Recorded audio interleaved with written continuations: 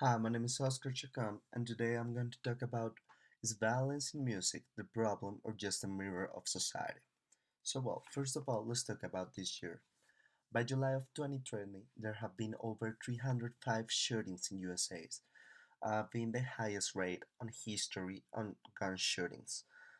This is a rate that is been this is a number that's been smashed every year. It means that every year there have been more shootings, there has been more deaths upon civilians using guns. First of all, let's talk about the impact of music on the ones who listen. It is a fact that music affects the ones who listen. According to a study done by the Western Connecticut State University, individuals that are exposed to violent lyrics show any perturbation on regards of their positions within violence after listening to these lyrics. These individuals were asked to respond in imaginary situations that can include violence. Those who were exposed to a more heavy and violent music had more violent answers. Actually, the music affects society.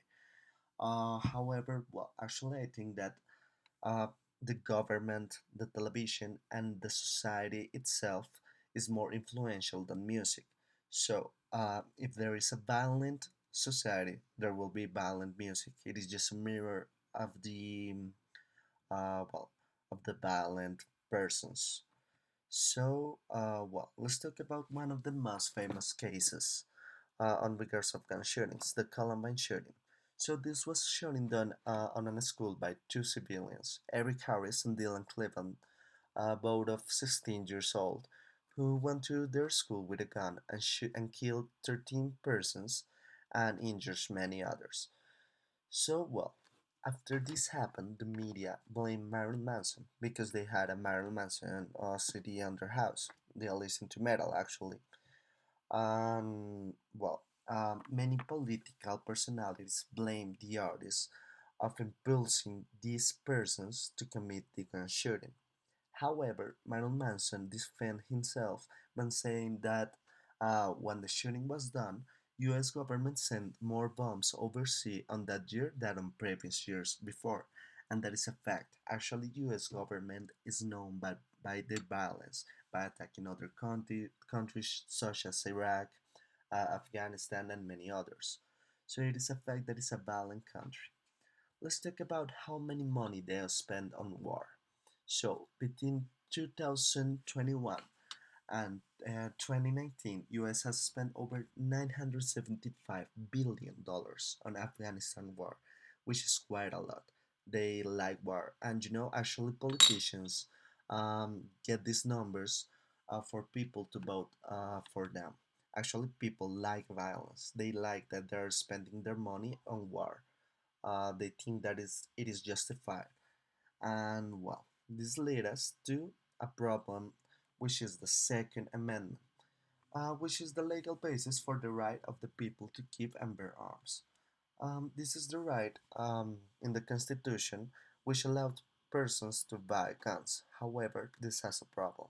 The regulations can control who buys the gun, but not who can use it. So, 34% of children in US live in a house with a firearm. This is quite worrying. Actually, one of every three children has access to a gun, and they do not buy the gun. They just have it in their house. It is in their father closets, on their grandpa's house. Actually, if you have a violent father and a violent grandfather, you will be violent as well.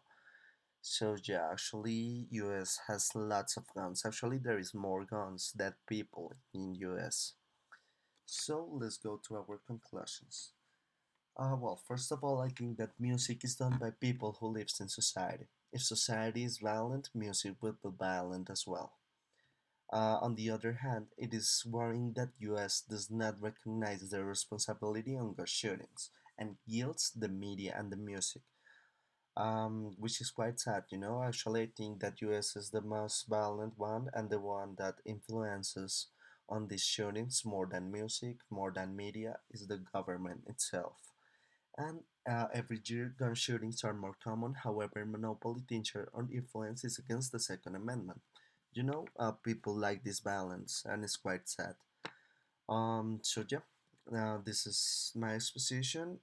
So, thank you very much for listening and have a great day. Bye bye.